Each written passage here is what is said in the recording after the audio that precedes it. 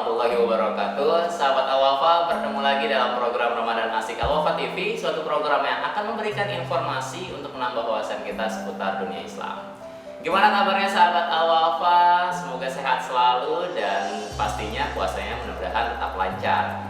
Dan tidak terasa kita sudah masuk ke 10 hari terakhir di bulan Ramadan kali ini. Mudah-mudahan Ramadan kali ini jauh lebih baik dari Ramadan-Ramadan sebelumnya.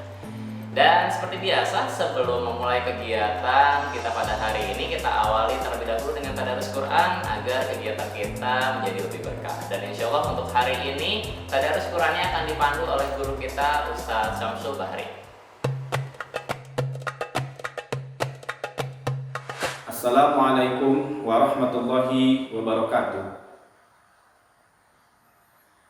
A'udzu billahi minasy syaithanir rajim.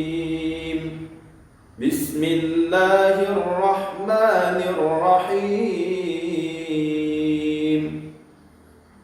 Wala ya'tani ulul fadli minkum was-sa'ati an yu'tu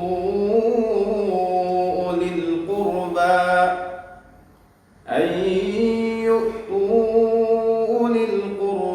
والمساكين والمهاجرين في سبيل الله وليعفوا وليصفحوا ألا تحبون أن يغفر الله لكم والله غفور رحيم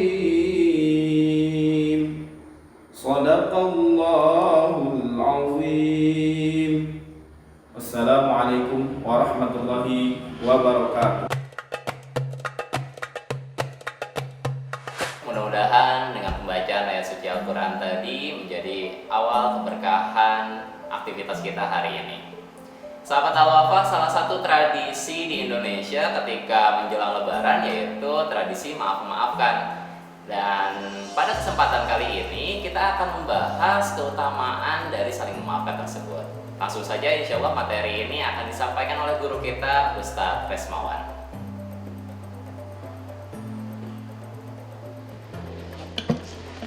Insya Allah kali ini kita akan membahas tentang perintah dari Allah Subhanahu wa Ta'ala, yaitu tentang harus saling memaafkan. Karena di bulan Ramadan kita dididik untuk bisa saling memaafkan. Meskipun pada situasinya, pada kondisinya, dan pada nyatanya kita sulit untuk memaafkan karena kita sulit untuk melupakan kesalahan yang orang lain buat kepada kita. Akhirnya kita sulit untuk memaafkan.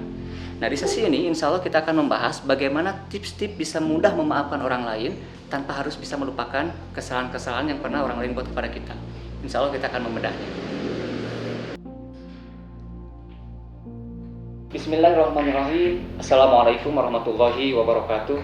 Rabbi a'udzubika min hamazati syayatin wa a'udzubika rabbi ayahdurun. Bismillah, alhamdulillah, asyhadu an la ilaha illallah wahdahu la syarikalah wa asyhadu anna Muhammadan abduhu wa rasuluh. Allahumma shalli ala sayyidina Muhammad wa ala alihi wa sahbihi ajma'in, amma ba'du. Rabbi shrah li sadri wa yassir li amri wahlul 'uqdatam min lisani yafqahu qawli. Insyaallah kita akan membahas Quran surat An-Nur ayat 22, yang mana ayat ini merupakan ayat yang sangat menarik, sangat menginspirasi, karena di ayat ini ada terkandung tips bagaimana agar bisa mudah memaafkan tanpa harus melakukan atau melupakan kesalahan-kesalahan orang lain tersebut.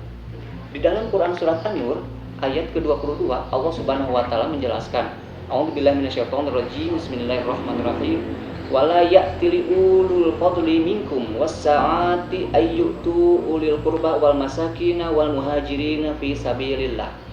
Di ayat ini, paragraf yang pertama, Allah Subhanahu wa Ta'ala memberikan informasi, bahkan cenderung untuk memerintahkan, janganlah kalian yang mempunyai kelebihan dan mempunyai kelapangan, dalam hal ini adalah dalam hal harta, bersumpah untuk tidak memberikan atau memberikan bantuan kepada kerabat dekatnya, kepada orang-orang miskin dan orang-orang sekitarnya. Nah, ternyata ketika dikaji dari asbabun nuzul ayat ini atau turunnya ayat ini, latar belakangnya ini berkenaan dengan proses terjadinya permasalahan yang ada di lingkungan sahabat, bahkan lingkungan keluarga Nabi SAW sendiri. Karena awalnya Abu Bakar As-Siddiq bersumpah untuk tidak memberikan sebagian hartanya atau memberikan bantuan dengan memberikan sebagian hartanya bahkan kepada kerabat dekatnya sendiri, yaitu Mistah bin Asasah. Kenapa? Orang sehebat Abu Bakar As-Siddiq, orang sedermawan Abu Bakar As-Siddiq, bahkan orang yang paling dekat dengan Rasulullah SAW sampai bertekad tidak mau memberikan atau tidak mau membantu kerabatnya sendiri. Ternyata latar belakangnya sangat menarik. Hal ini terjadi dikarenakan putrinya Abu Bakar As-Siddiq, bahkan itu adalah istri Rasulullah SAW, yaitu Ummul Mukminin, yaitu Siti Aisyah. Siti Aisyah pada saat itu difitnah dengan tuduhan-tuduhan yang keji, tuduhan-tuduhan yang memposisikan Siti Aisyah melakukan keburukan yang padahal Siti Aisyah tidak melakukannya. Akhirnya Abu Bakar As-Siddiq pun merasa marah, merasa kecewa. Bentuk kekecewaan Abu Bakar As-Siddiq sampai-sampai beliau tidak mau memberikan bantuan lagi kepada kerabat dekatnya, yaitu Mistah bin Asasah. Yang padahal di awalnya Abu Bakar As-Siddiq sering memberikan bantuan, sering memberikan sebagian hartanya untuk kerabatnya ini.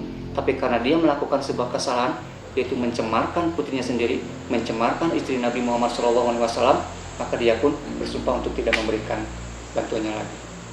Akhirnya Allah Subhanahu wa Ta'ala memberi pelajaran yang paling berharga untuk Abu Bakar As-Siddiq, tentu saja untuk kita selaku umat Nabi Muhammad SAW. Jangan sampai engkau bersumpah untuk tidak memberikan sebagian harta, untuk tidak membantu kerabatmu sendiri. Artinya Allah melarang Abu Bakar melakukan sumpah untuk tidak memberikan bantuan kepada kerabatnya sendiri. Meskipun kerabat itu berbuat salah dan memberikan tuduhan yang keji kepada putrinya, tapi Allah melarang untuk membalas dengan perbuatan jahat lagi. Malah di ayat ini Allah cenderung untuk memerintahkan agar Abu Bakar As-Siddiq terus memberikan bantuan, meskipun orang ini sudah mengecewakan Abu Bakar As-Siddiq, meskipun bahkan orang ini sudah mengecewakan seluruh umat muslim, bahkan seluruh orang yang beriman, karena yang dituduh adalah Aisyah radhiyallahu anha, yaitu istri Rasulullah SAW. Nah, di ayat ini bahkan Allah menyambungkan dengan perintah wal afu wal yasfahu, maafkanlah, berlapang dadalah. Artinya Allah Subhanahu wa Ta'ala memerintahkan Abu Bakar As-Siddiq untuk memaafkan kerabat dekatnya itu, meskipun dia sudah melakukan kesalahan yang fatal, yang mengecewakan, yang bahkan membuat Abu Bakar As-Siddiq sakit hati, tapi Allah memerintahkan kepada Abu Bakar As-Siddiq, maafkanlah. Dan wal yasfahu, berlapang dadalah. Artinya tentu saja Abu Bakar As-Siddiq sulit untuk melakukan perbuatan dari kerabat dekatnya sendiri, sulit untuk melupakannya. Tapi kata Allah, berlapang dadalah. Meskipun engkau tidak bisa melupakan kejahatan orang tersebut, Allah memerintahkan tetaplah berbuat kebaikan kepada orang tersebut.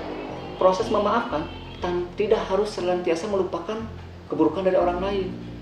Tapi meskipun kita masih ingat keburukan orang lain kepada kita, tetaplah kita berbuat kebaikan kepada orang lain, maka itu sudah diakui proses memaafkan.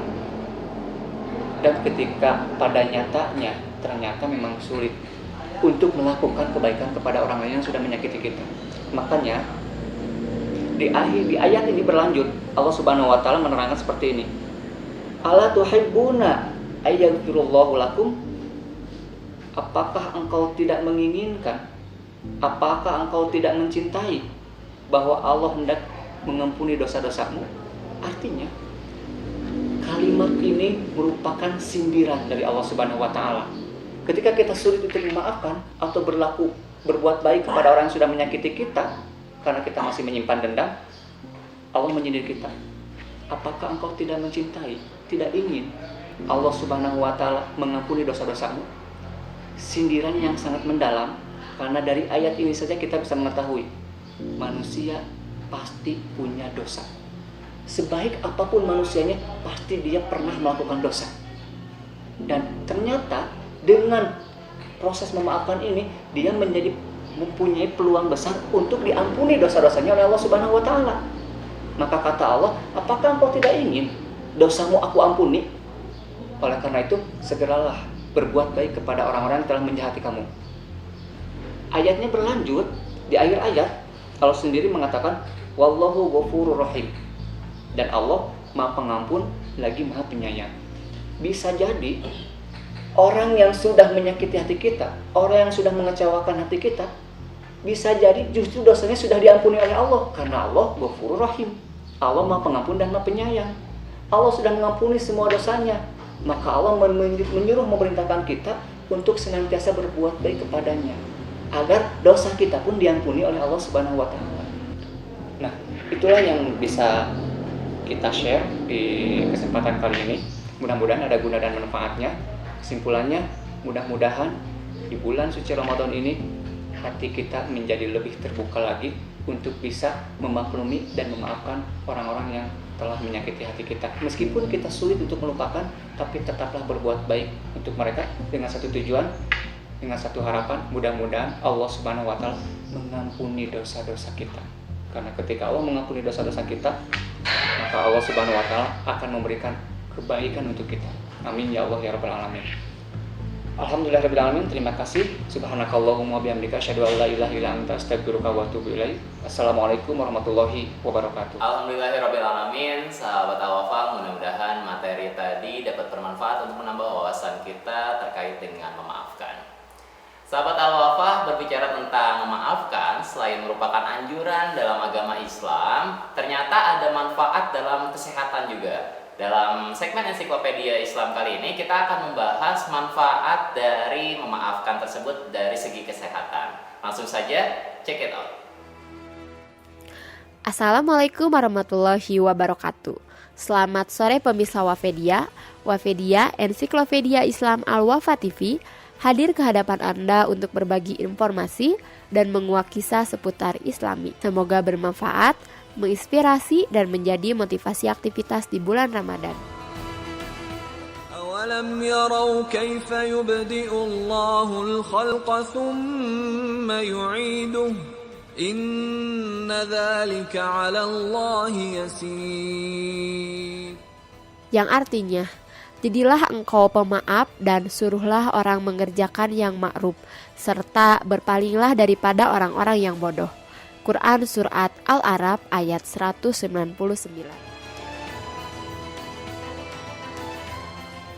Pemirsa Wafedia, pernahkah Anda mendapati sesuatu atau seseorang yang mengecewakan atau bahkan menyakiti hati Anda?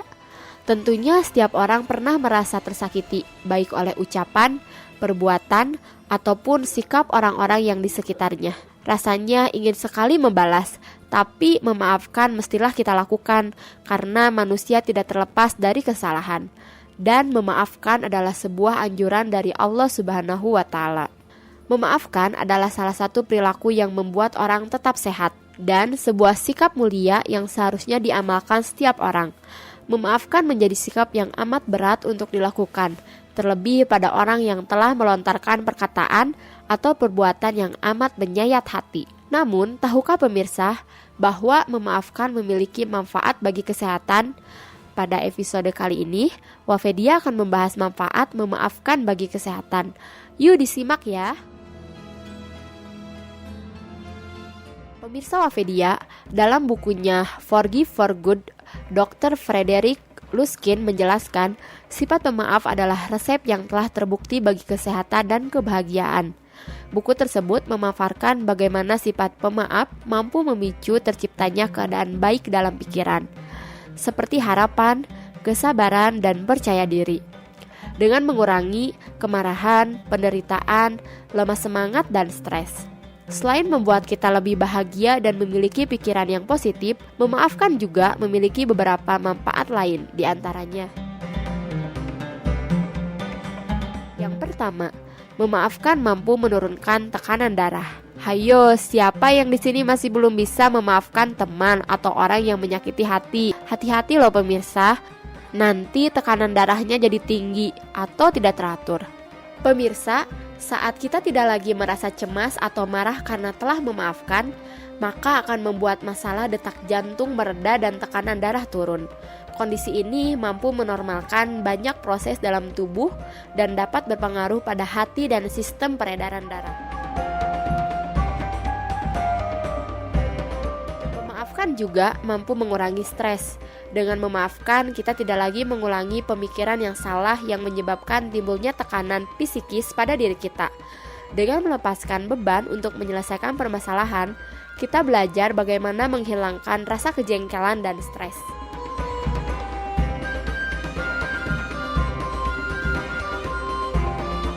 Memaafkan juga mampu mengurangi rasa sakit pada penyakit kronis. Pemirsa Wafedia, ketika kita membiarkan perubahan besar terjadi karena memaafkan, secara tidak langsung kita akan menyembuhkan diri kita sendiri pada tingkat psikologis dan fisik. Dengan demikian, rasa sakit kronis dapat disembuhkan karena kelegaan hati dan tubuh akan sehat kembali. Memaafkan adalah perbuatan yang sangat dianjurkan bagi setiap muslim, sebagaimana yang pernah disinggung oleh Rasulullah SAW bahwa manusia adalah tempat salah dan dosa. Memberi maaf atas kesalahan orang yang mungkin tidak disengajanya, termasuk keutamaan tersendiri bagi orang yang tersakiti. Rasulullah SAW bersabda, ada 3 golongan yang berani bersumpah untuknya. Tidaklah berkurang harta karena sedekah, dan tidaklah menambah bagi seorang pemaaf melainkan kemuliaan. Dan tidaklah seseorang bertawadu atau rendah hati, melainkan akan diangkat derajatnya oleh Allah Subhanahu wa Ta'ala. Hadis riwayat Tirmizi. Rasulullah juga menjelaskan bahwa balasan bagi orang yang memaafkan kesalahan orang lain adalah surga. Beliau bersabda dalam hadis Ibnu Abbas, kelak pada hari kiamat ada pemanggil yang menyeru, di manakah orang-orang yang memaafkan orang lain? Kemarilah kepada Rabb kalian dan ambillah pahala kalian. Dan wajib bagi setiap muslim bila suka memaafkan, maka Allah masukkan dia ke dalam surganya. Islam mengajarkan bahwa memberi maaf bukan berarti menunjukkan seseorang itu lemah karena tidak mampu membalas. Sebab memaafkan orang lain, terutama ketika seseorang sebenarnya mampu membalas, merupakan kemuliaan karena ia belajar dari sifat-sifat Allah, yaitu Al-Afawu Al-Qadiru, yang maha memaafkan dan maha berkuasa. Janji Allah kepada siapa saja yang memaafkan di saat dia mampu membalas adalah surga. Barang siapa yang ingin dibangunkan baginya bangunan di surga, hendaknya ia memaafkan orang yang menzaliminya, memberi orang yang bakhil padanya, dan menyambung silaturahmi kepada orang yang memutuskannya. Hadis riwayat Tabrani.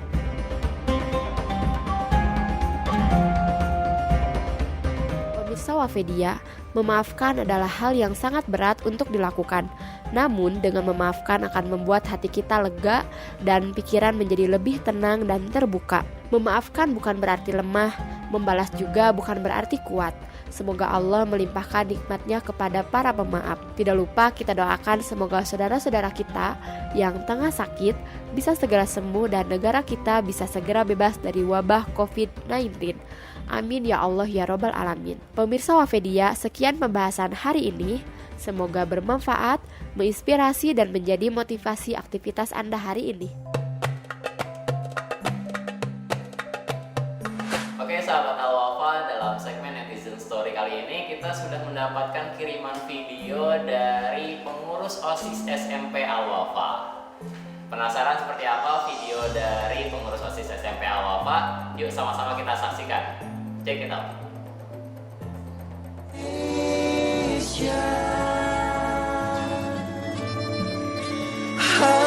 Hadapilah dengan tulus dan ikhlas.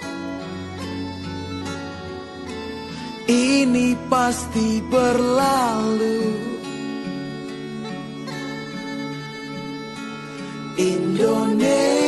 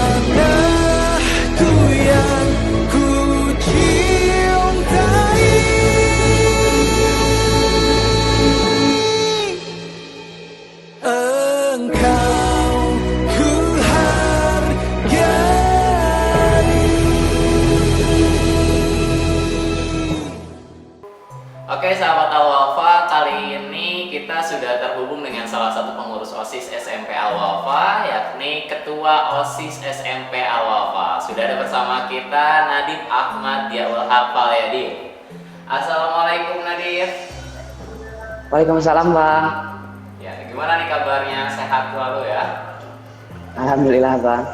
Puasanya lancar? Insya Allah lancar Bang. Iya. Nadif, kita tadi udah lihat video kiriman dari pengurus OSIS SMP Al-Wafa nih. Videonya sangat luar biasa, sangat membakar jiwa nasionalis kita gitu. Kita mau bincang-bincang sedikit sama Nadif selaku Ketua OSIS SMP Al-Wafa nih ya, boleh ya? Boleh Bang. Nadif, mau tahu dong pesan atau alasan Nadif dan pengurus OSIS SMP Al-Wafa membuat video tersebut, ingin menyampaikan pesan apa sih ke sahabat Al-Wafa yang lainnya? Jadi buat pesan yang pertama sudah jelas di videonya, kita selaku pengurus OSIS mengucapkan banyak terima kasih pada semua pejuang kesehatan. Terus yang kedua, kita itu mau nunjukin kalau misalkan di rumah aja juga kita bisa bikin video kayak gini. Jadi kalau misalkan kita bisa, kenapa kalian gak bisa? Oke, selain itu kalau dilihat ini kan masih dengan kesibukannya gitu ya, ada pembelajaran sekolah masih tetap berjalan, dan di sela-sela waktu itu masih bisa membuat video kreatifnya seperti itu. Mau minta tipsnya dong dari Nadif selaku Ketua OSIS SMP dan juga pengurus OSIS yang lainnya, mungkin tips untuk sahabat Al-Wafa yang lainnya agar selama masa belajar di rumah ini bisa tetap aktif dan kreatif nih kayak pengurus OSIS SMP Al-Wafa. Jadi tipsnya kalau misalkan yang pertama, buat sahabat Al-Wafa tipsnya itu harus bisa ubah mindset. Kalau misalkan kita itu di rumah bukan cuman untuk berlibur, tapi kita juga di rumah itu dituntut untuk bisa melakukan kegiatan rutinitas sehari-hari dengan sebaik-baiknya. Terus yang kedua, kita itu harus bisa mengatur waktu dengan adil, karena kalau misalkan kita nggak mengatur kegiatan dengan adil, contohnya kalau misalkan kita melakukan game bersamaan dengan belajar, itu kita nggak akan fokus, jadi kita nggak akan mendapatkan apapun dari keduanya. Kesenangan nggak ada karena nggak fokus, terus manfaat dari belajarnya juga nggak ada. Jadi yang terpenting itu kita harus bisa adil dalam memanage waktu. Oke, terima kasih banyak Nadif. Mudah-mudahan ini juga menjadi inspirasi untuk sahabat Al-Wafa yang lainnya. Dan sukses terus untuk pengurus OSIS SMP Al-Wafa. Mudah-mudahan bisa terus menebarkan semangat untuk sahabat Al-Wafa yang lainnya. Ya, sahabat Al-Wafa, demikian sedikit bincang-bincang kita bersama Ketua OSIS SMP Al-Wafa. Mudah-mudahan dari video yang dikirimkan dan juga hasil bincang-bincang tadi dapat memberikan semangat untuk kita semua agar tetap aktif, kreatif, dan produktif dalam masa belajar di rumahnya. Sahabat Al-Wafa, bincang-bincang ini juga menjadi akhir perjumpaan kita pada episode kali ini. Saya Jaka Permana dan seluruh kru yang bertugas pamit undur diri. Saksikan terus Ramadan Asik Al-Wafa TV karena akan ada banyak informasi untuk menambah wawasan kita seputar dunia Islam. Wallahu muwaffiq ila aqwamit thoriq. Assalamualaikum warahmatullahi wabarakatuh.